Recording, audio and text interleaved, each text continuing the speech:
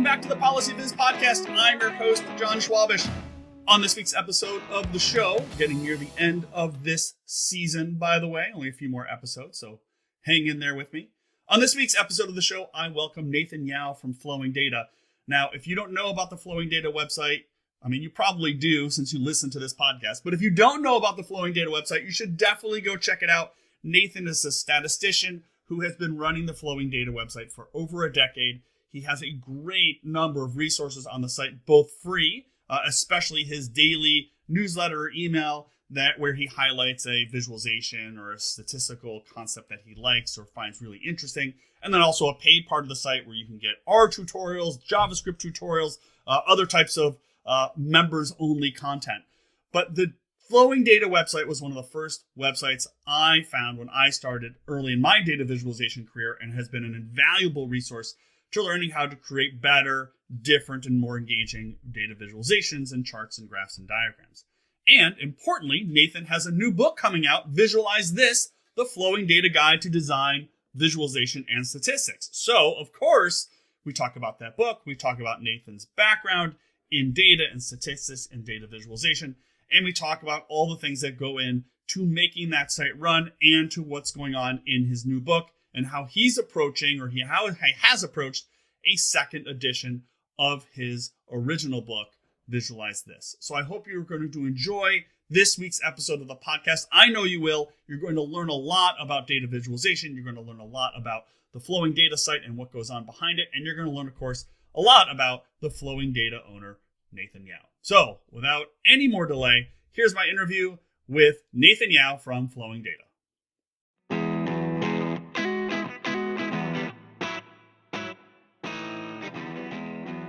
Hey Nathan, welcome to the podcast. Great to actually talk to you in person. Yeah, thanks for having me. It's good to finally see you. Yeah, many years of us sort of running in parallel and working in the space. Really excited. I reached out this time because you've got a new edition of your first book, right? Visualize This, coming out any moment, and wanted to touch base and talk about that and Flowing Data, which is what this is. How long? 23 years? Is that right? Since 2007. Since 2007. So yeah, we're not. We can't do the math. We're not going to try to do math. But yeah. So I thought we could start with the book. So what's the new edition? What can folks expect? I have the second edition of Visualize This is coming in June this year. Mm-hmm. It's an updated version of a book of Visualize This, the first edition, which I wrote. It was published in 2011, but I wrote it in 2009, 10, I guess. Mm-hmm. And I started updating the second edition. Or I started updating for the second edition as sort of like a very simple update. Mm. But then it kept going because I hadn't written a book in a very long time. Yeah. And I basically ended up changing all the examples and rewriting almost all the copies. So it's basically a brand new book, but like the root of my process that was developing in 2011 is still there in the second edition. So is it following the same structure of the first book, just updated for changes over in the field and changes presumably in your perspective over the last decade or so? Yeah, the structure is similar. Some of the chapters have changed, and I've rearranged things that I feel is better for learning how to visualize data. So the first edition, I wrote it when I was in grad school, and I had just finished my master's, and I was headed towards a PhD in stat. Mm-hmm. And so the first edition was written as like a way of exploring data sets and focusing on the data and then going to the visualization versus focusing on like the design parts and the methods and the chart types. So it was framed as this with data types. And so the second edition is still framed with data types and asking questions about data and answering questions, and then sort of like iterating and exploring, and then focusing on audience and designing for communication. Right. And because you come from like a math statistics background, how do you think about writing the design aspects of stuff like that? I always coming from like an econ background, I always feel a little odd writing about design when like, I don't have that training, just kind of learning by doing. I guess so. Like we go back, if I go all the way back to when I started learning about visualization, it was about reports. It was like I was analyzing the data and I just needed to kind of make really quick charts, put it in a report, and it was sort of like a second thought, or like an afterthought. Yeah. But then I started working with personal data collection, which was my dissertation topic, and it was more like people were collecting data about themselves. There was a diary aspect to it, and it was not so much about like analyzing yourself and trying to improve yourself in some way. It was more like collect data about yourself like you would write in a diary, and then go back 5-10 years later and see yourself in that light, in that way. And so I designed visualization in that way, that was more like it was more contextual, and it was more about like a cue to remember things that happened later on. So it was like a supplement to everything else in your life. Right. And then from there it went, I ended up at the New York Times for a summer internship. And then, so that kind of like pushed me along for just, it was only like 6 weeks, but it kind of like spurred my thinking along. And that has sort of influenced me pretty much like throughout my career. Right. And so like communicating to a very wide audience who doesn't work with data, and taking statistical concepts like distributions and, quartiles or whatever, and trying to explain that to people who don't analyze data. Right. And so that kind of just like ballooned from there, and I ended up doing it for, 20 years. Yeah.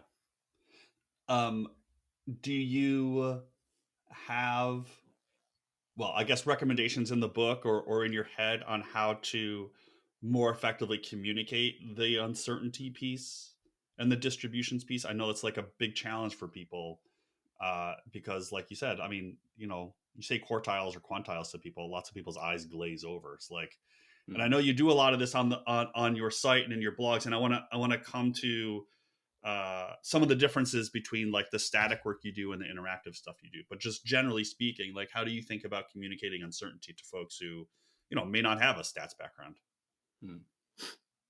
Yeah, I think, so I always remember when I was in Vegas with some friends, and as a stat student, I learned everything I could about blackjack and the probabilities. And then so I learned like the perfect hand, and when you would hit, when you would stay, and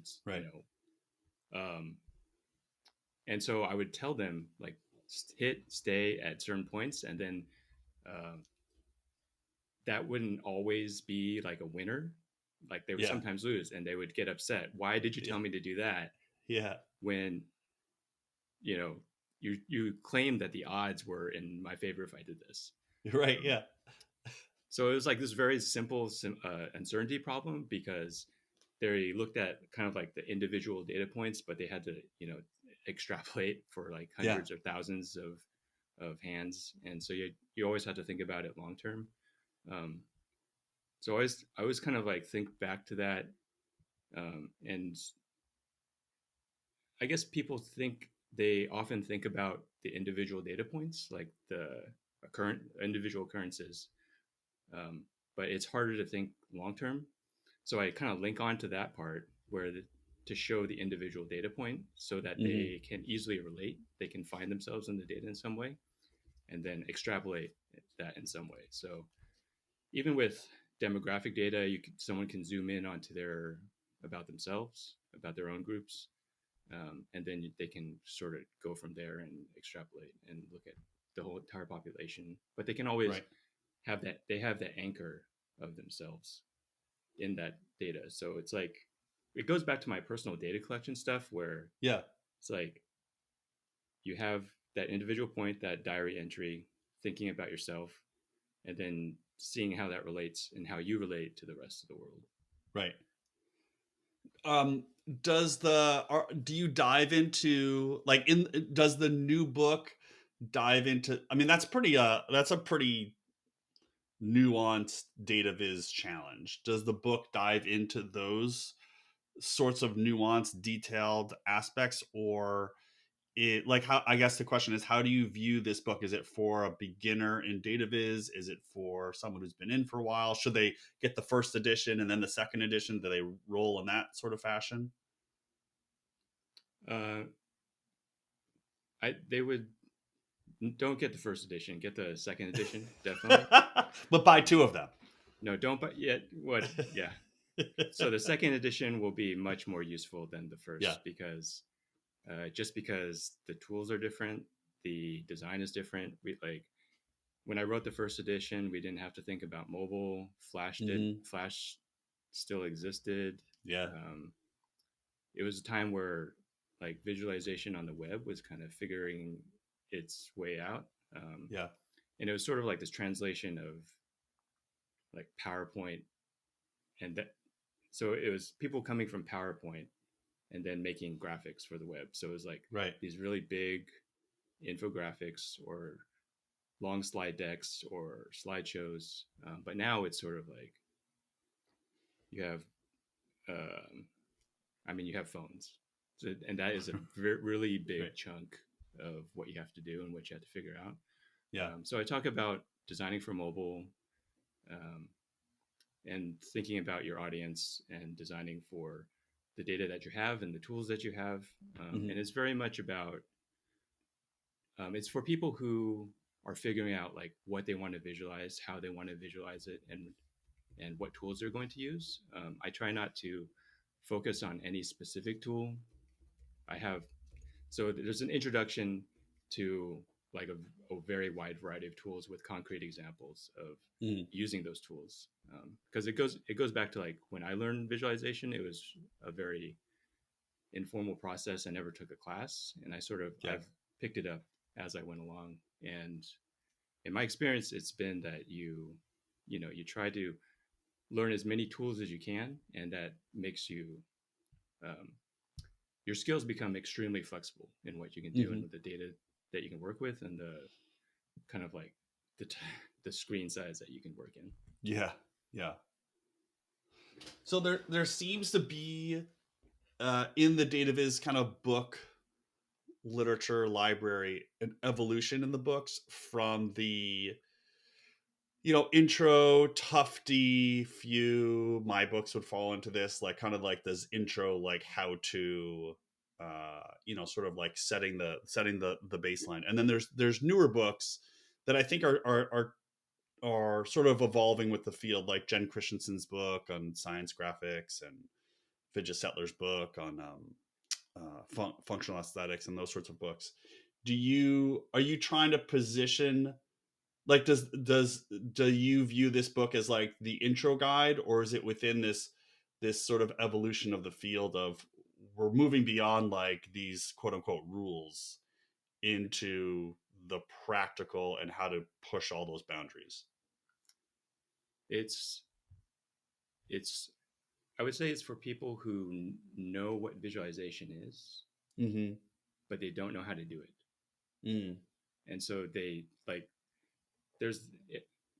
so when I wrote the first edition, it was very much like a handbook written to myself, because so it goes back to that New York Times thing. And I had, before that, it was all about charts for analysis and charts for exploration. And I'd done very little for charts for presentation and communication.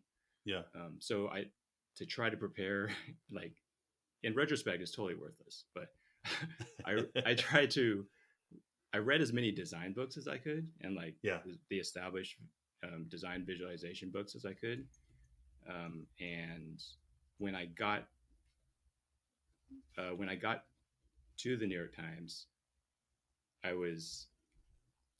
guess I was surprised that no one even, I don't know, I think I had it in my mind that they like kind of pontificated about like the design aspects of like Yeah. the charts, because it was the New York Times, they're the best. Yeah. So I was like, they're definitely thinking about all the colors and like all the design aspects, and their audience are thinking about all these tiny things, and they, sip tea at at a large table and like point out all the mistakes. Right. But it was like, we just got to make this, we just got to make it. Like, Yeah. what do you think is best? And then and then just go from there. And then, Right. so there was like a bunch of trade-offs of the technology that was involved and the people who were available, the data that was available. And so you kind of like take into all those trade-offs into account. Yeah. And then you make something that is useful as you can.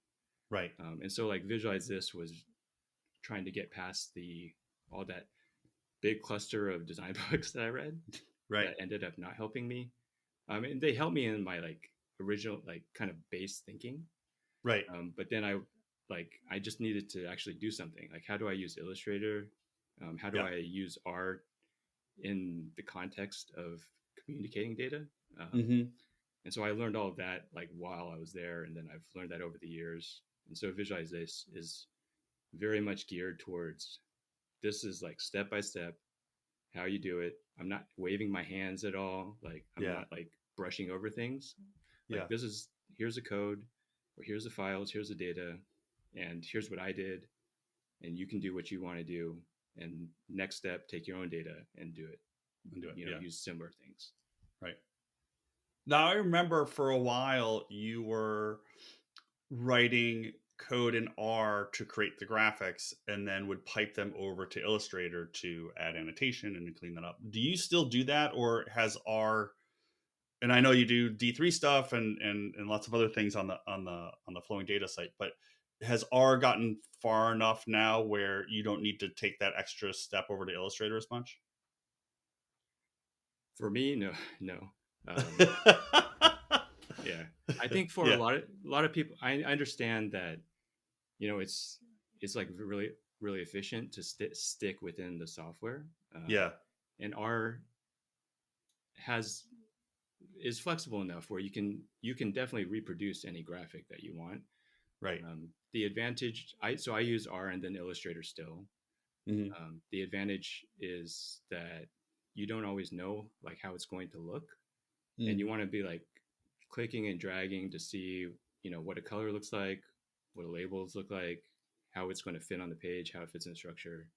And so Illustrator, or any illustration software, it just lets me like see exactly what it's going to look like, and then be able to export it in different formats for the web. And what about the work that you do for interactive, for your interactive pieces? Are you for that task that you just mentioned of playing with color and moving things around? Are you playing around with static versions in Illustrator, or are you doing all that in the code and doing it all in the browser?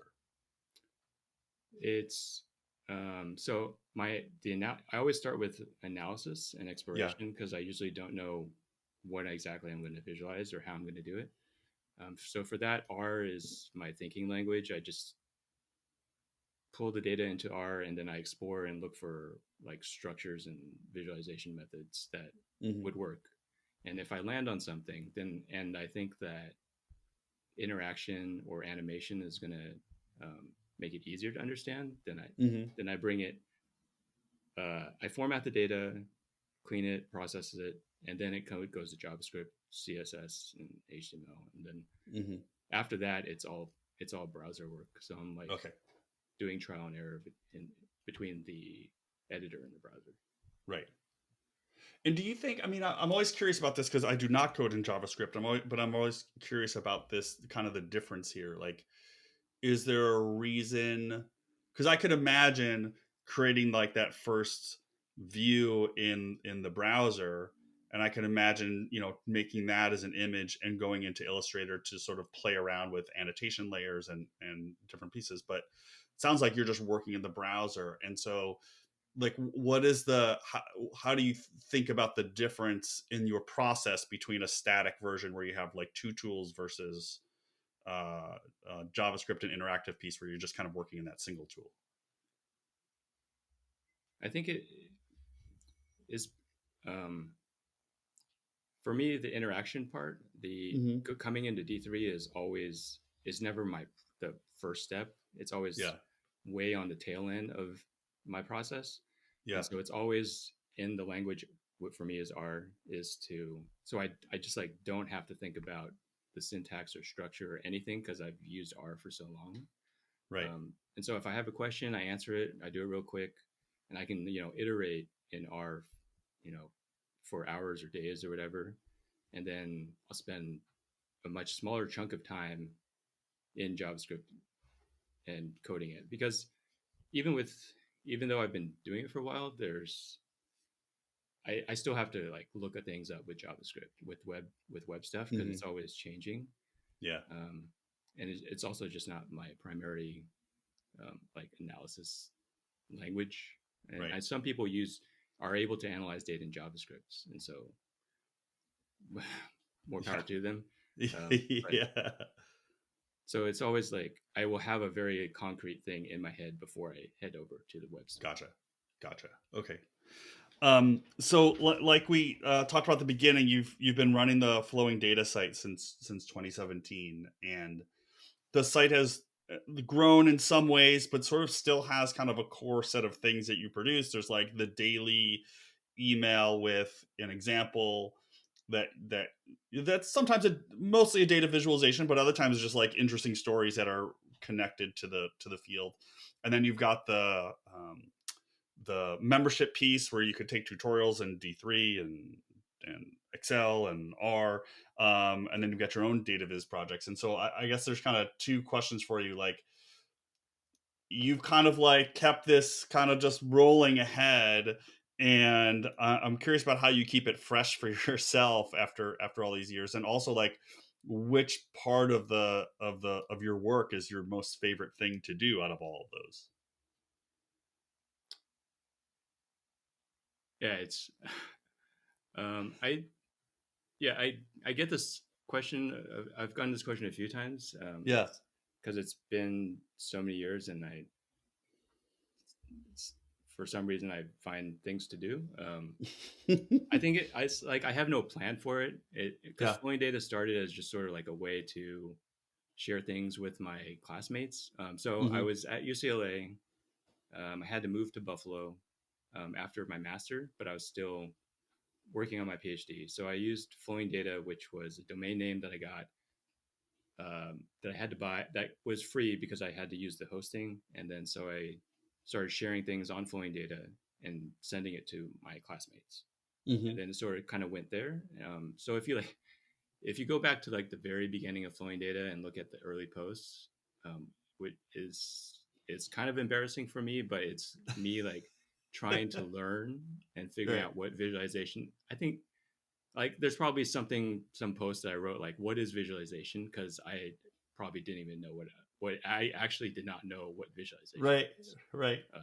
So it's like me working things out in my head. And then I'd make things, and then sort of it's suddenly kind of like caught on, and other people found it.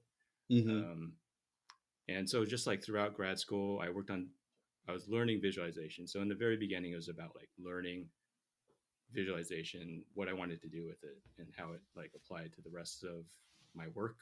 And then I graduated. I finished my PhD, and then by that time, Flowing Data was enough to be my full-time work. So I just kept going with Flowing Data, and that was part advertising, part memberships. Actually, I think it might have just been advertising. I was gonna say, I don't think the membership started later, as I recall. Yeah, right? I think membership started a few years later. So it was just advertising at the time. Yeah. And that was when independent publishers were able to get advertisers Right. And, Right. like, it was not just Facebook and Google Yeah. AdSense. And so, but like, for me, the way that it just keeps going is that um, most of it is based on my curiosities. And Yeah. so, like, I'll see things, or things happen to me, or I read something, and then there's always a question that comes up. Mm-hmm. And usually I can try to answer that with data. And so the curiosity keeps it going, Right. about the data itself, not so much like what novel visualization can I use, or like what fun, like, how can I get more audience? How can I get more people to look at my stuff? It's more Yeah. like, I have this question, I'm going to try to answer it. And Right. if I have the question, then some people usually have that question too. Sometimes a lot of people had that question, and sometimes a handful, but Yeah. that just keeps it going. And do you, for the pieces that you create, I'm trying to think of there was one that you did, I think there was like a bee swarm you did on marriage or fertility or something like that by occupation or something recently. When you create those, cause you're just, trying to answer a question, do you always take the code and write a tutorial on it? Or is that just for pieces where you think there's a gap, or you solved it in kind of an interesting way? Or do you just always say, I'm just going to provide this tutorial because someone is going to want to build a bee swarm chart in JavaScript and I might as well just give it to my members? It's not for every example, but Yeah. if it's a chart type that I haven't written a tutorial for yet, Mm-hmm. and then I have not, or if there's a way I can generalize like the very specific thing that I made and make it easier to use, that people can apply their own data. Like, that's a big thing. Like, I want people to be able to take their own data set and use that method and adjust Right. it. And not just like copy mine. Like, I provide my data and what I did, but I want them to know how to do it. Right. So if there's a way to do that and it's useful, then I write a tutorial or a guide for it. Or I'll just, if I'm talking about like a very specific process, I use the weekly newsletter called The Process, and it like just kind of walks through my thinking and what I was doing. Sometimes it's just like I toyed around with a new feature or like new interaction that I haven't used before. Mm-hmm. And so I'll write about that, and kind of, it's still me like figuring it out back in 2007. I'm like, right. What is this slider for? What is this? Is it useful? I don't know, but we'll find out once it's done and see if anybody uses it. Yeah. So that's like, at this point, my approach with like anything new is just like throw it out and see what happens. Yeah. Because I mean, it's like I don't know. It has converged to something, and you want it to like diverge to new stuff. Right. Well, I mean, it's also interesting, right? Because you have this sort of members piece where I kind of feel this way with my newsletter. I kind of feel like it's a little bit of a sandbox where I can sort of play around and test things out and get feedback without having to, worry about not worry, but, worry about the getting it quote unquote right or not. And just kind of try some things, even within it's however many people it is, but just kind of try and see what people think. Mm-hmm. I mean, I worry about people who are new to visualization and like they're excited about it and want and make stuff, and then they put it out there because it's like they're excited about it and they're just learning, but the internet and social media and Reddit is often like really critical and sometimes mean about it. So I'm worried that kind of criticism would detract people who potentially could be very excited, and that excitement could turn into be like very good skills in visualization, become very good, and make something that we've never seen before, but because a bunch of like armchair experts like took them down, and then it kind of like I don't want to make this, I don't want to do this. So with flowing data, just the public, the non-member part that I've been doing since the beginning is trying to like highlight the good stuff. And I try to stay back, or like I resist trying to criticize things too much. Right. But for the process, the members newsletter, those are people who are already into visualization. They're trying to learn it. And so they're like more fair-minded, I would say. Yeah. Because they're trying to learn, they know what it's like to learn, and they're making things too. So I can be I'll be more critical with that audience versus like just, putting it out there and having 1,000 people disagree with you. Right. Yeah. But it also feels like, especially in the process emails, a lot of the stuff that you critique in those emails is not like, I didn't like this because of the color, or it's not like a lot of the, I don't want to say subjective stuff, because some of those design things are not really subjective, but a lot of the critiques that I see you write about are more about misinformation, stuff that's misleading, as opposed to what someone could construe as your subjective opinion, as opposed to this person wrote this thing and like, but the math is wrong. Right. Like, so that to me seems like a different animal in a lot of ways. Yeah. Cause I mean, since flowing data has been around so much, like people can go back and look at my stuff. Right. Yeah. Like, you're in a glass house, you shouldn't be throwing bricks. Right. Yeah. And I remember, I know what it's like to like make things and it becomes popular and just have people dump on it so hard. Yeah. And like now that's funny to me, but I'm trying to imagine myself early on. Like, what if I started flowing data like in my first year, and then I did that, and someone, like all these people started dumping on me. I don't think flowing data would be around, because I would just didn't want to do it. Have you ever, you've had a bunch of things that get picked up by big news organizations.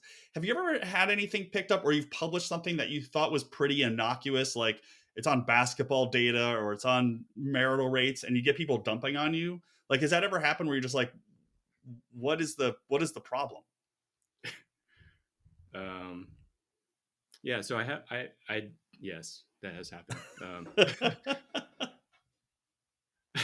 I have a series called Data Underload, which is like a semi-weekly chart series, and it's a little different now than when it started. When it started, it was illustrative and not to be taken seriously. It was like almost like a data comic. So I would like, in my mind, make very obvious like insights with made up data and geometries, but then it might be misconstrued as reality because it doesn't look like a SKCD comic or something like that. It looks like someone spent time analyzing data and making charts. Right. So like I made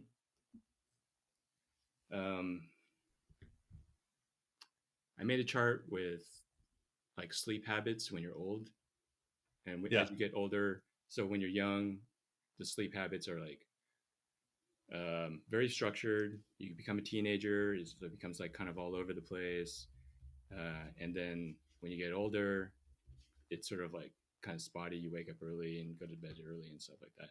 But it was, I don't remember the exact annotation that I used, but it was totally made up. It was subjective by me. And so I get a lot of emails. I think it was on Reddit or Dig or something, and people were offended by it because I made the mistake of using sarcasm on the internet, and assuming that people would take it into context, but they didn't, so they get mad. But so like even many years later, I took that same chart and I used actual data from the American Time Use Survey. Like I recreated the chart that I made subjectively and used real data. But people still got mad about it. It was so did weird. Did it match up? It did match. It was very close. But it was more granular because I had actual data to look at. And so like a lot of the things that people get mad about is when you show a pattern and it doesn't match their experience. Yeah. And so it seems like it's wrong. Right. Which I understand, but it goes back to like that blackjack problem. Yeah. Where it's, you have this single thing, and like, that's wrong. But, you know, overall, we're looking at the whole population, looking at everybody. Yeah. And so it's a little different for everybody. Right. So I think that thing is like, if you link on to that individual thing again, that makes the everybody part much more understandable. Right. It was funny because you had a couple of posts and emails in the process where you were using the time use survey, and I was like, oh, Nathan's like gotten like neck deep into the time use survey, and he's like, I'm just gonna wring as much stuff out of this as possible.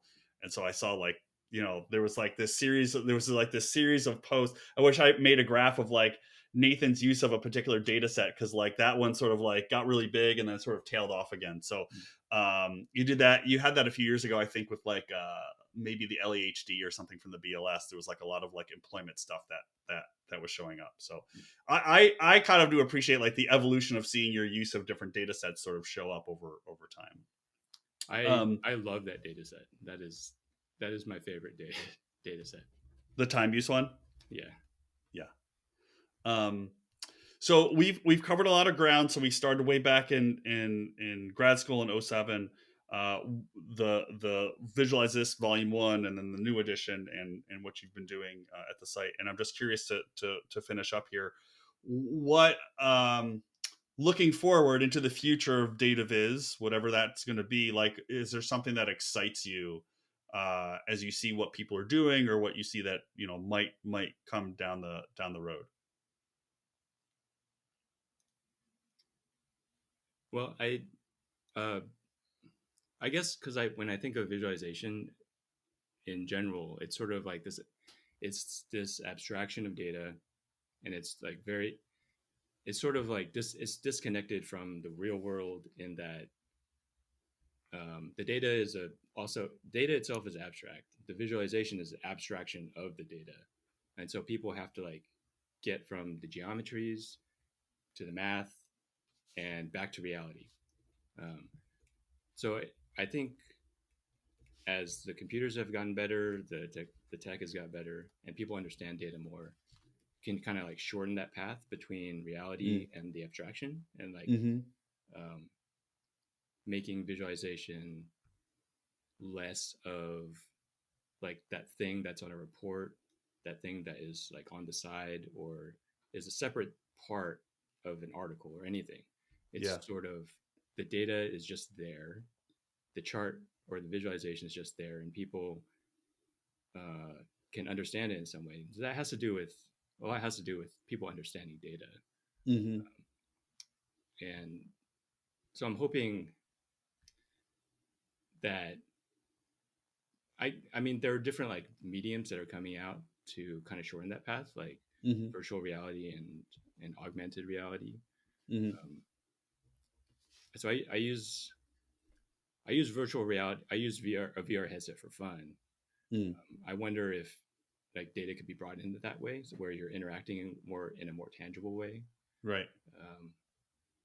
And even just kind of like, instead of having charts, photos, videos, sort of like their own separate thing, they're sort of more intertwined. So data, understanding the data and the context of the data is sort of like this kind of like united thing versus separate things. Yes, separate things. Yeah. And so I think we're kind of like getting towards that, but it's sort of pretty long way to go.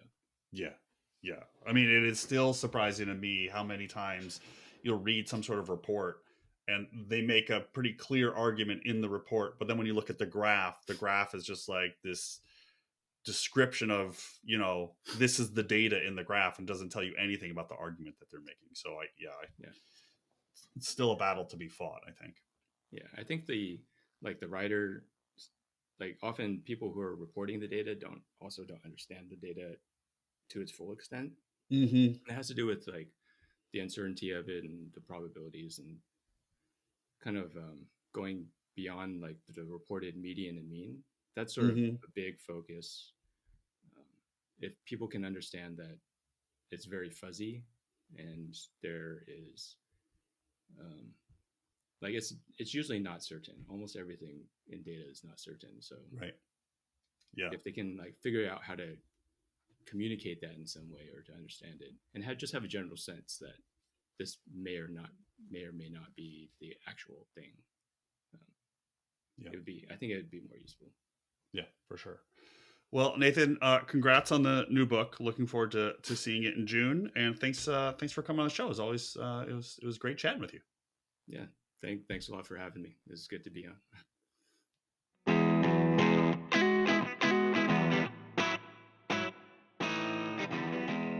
Thanks everyone for tuning into this week's episode of the show. I hope you enjoyed that conversation. You should definitely check out the Flowing Data website. You should definitely sign up for the free daily email or newsletter that Nathan sends around. You should also consider signing up for the paid part of the site. There's a lot of great resources in there. And of course, you should check out his new book, Visualize This, The Flowing Data Guide to Design, Visualization, and Statistics. So until next time, this has been the PolicyViz podcast. Thanks so much for listening.